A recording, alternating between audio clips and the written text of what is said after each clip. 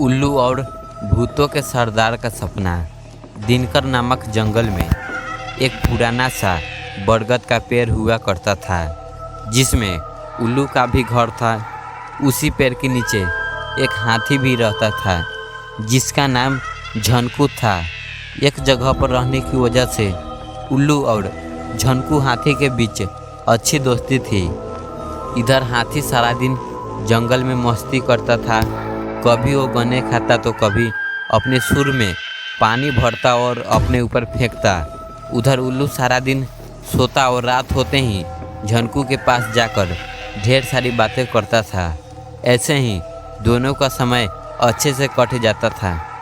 एक दिन हाथी घूमकर शाम के समय बरगद के पेड़ के पास लौट रहा था, तभी उसने कुछ भूतों को बात करते हुए देखा। उसने सुना कि भूत आसपास के लोगों को डराने की सोच रहे हैं। उसी वक्त भूतों के सरदार ने झनकू को देख लिया। वो जोर से चिल्लाया, पकड़ लो इस हाथी को। कुछ भूत झनकू को पकड़ने के लिए उसके पीछे भागने लगे। भूतों के सरदार के पास खड़े कुछ भूतों ने पूछा, ये कौन था सरदार? सरदार ने जवाब दिया, मैंने कल रात सपने में एक हाथी को पूरा खाया था। ये हाथी बिल्कुल मेरे सपने जैसे ही था। इसे देखकर लग रहा है कि सपने सच हो सकते हैं। इसे पकड़कर आज मैं अपना सपना सच करके ही रहूँगा।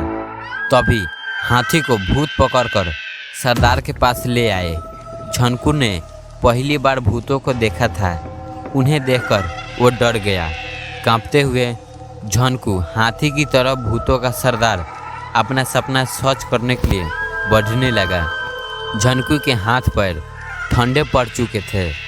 ताकत तो झनकू के पास काफ़ी थी, लेकिन उसे कुछ समझ नहीं आ रहा था कि भूतों से कैसे निपटे। उसी समय झनकू का दोस्त उल्लू वहां पर पहुंचा। चिल्लाते हुए उल्लू हाथी के सिर पर बैठ गया और कहने लगा, आज मेरा सपना पूरा होगा। यही है वो जिसे मैंने अपने सपने में देखा था। हाँ, यही है वो। उल्लू की ऐसी बात सुन भूतों का सरदार ने पूछा, अरे क्या हुआ है तुम्हें? क्यों चिल्ला रहे हो और क्या करना चाहते हो?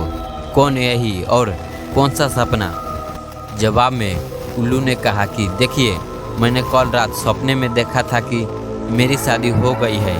मैंने जिसे अपने सपने में देखा था उसका चेहरा आपके बगल में जो खड़ी है उससे मिलता है। अब मैं इससे विवाह करके अपना पूरा सपना करूँगा। तभी उल्लू सरदार ने बताया कि वो भूतों की रानी है और तुम्हें यह सपना सच नहीं हो सकता। उसी वक्त भूतों की रानी भी चिल्लाते हुए कहने लगी कि मैं एक उल्लू से शादी कभी नहीं करूँगी। भूतों के सरदार ने उस रानी से कहा कि चिंता करने की कोई बात नहीं है, यह है उल्लू, इसलिए ऐसी बातें कर रहा है। सपने सच थोड़ी होते हैं। मैंने पिछली रात को सपने में इस हाथी को खा लिया था। सच में थोड़ी इसे मैं खाऊंगा, क्योंकि सपने सच नहीं होते हैं। सपने को सपना ही रहने देना चाहिए। इतनी बात सुनते ही झनकू तेजी से अपने बरगद की पेड़ की तरफ भाग गया। हाथी के वहां जाते ही उल्लू ने भूतों के सरदार से कहा, आप लगते तो है उल्लू ही, लेकिन बातें और काम समझदारी की ही करते हैं। मुझे अच्छा लगा आपकी बातें सुनकर। इतना कहकर उल्लू वहां से उड़कर बरगद के पेड़ के पास पहुंच गया। अपने दोस्त उल्लू को देखते ही हाथी ने उसे धन्यवाद कहा और उल्लू जोर से हंसने लगा।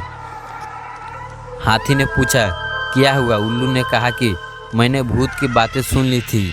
वो तुम्हें अपने सपने की वजह से खाना चाहता था, इसीलिए मैंने भी उसे झूठा सपना सुनाकर बेवकूफ़ बना दिया।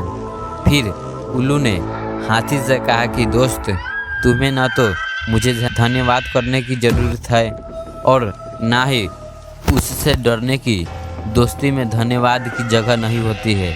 तब कहीं जाकर हाथी को राहत की सांस आई और दोनों दोस्त मिलकर भूतों के सरदार की नासमझी पर हंसने लगे। दोस्तों, इस कहानी से हमें यह सीख मिलती है कि दोस्ती अगर सच्ची हो तो वो हर मुसीबत में आपके साथ खड़ी रहती है।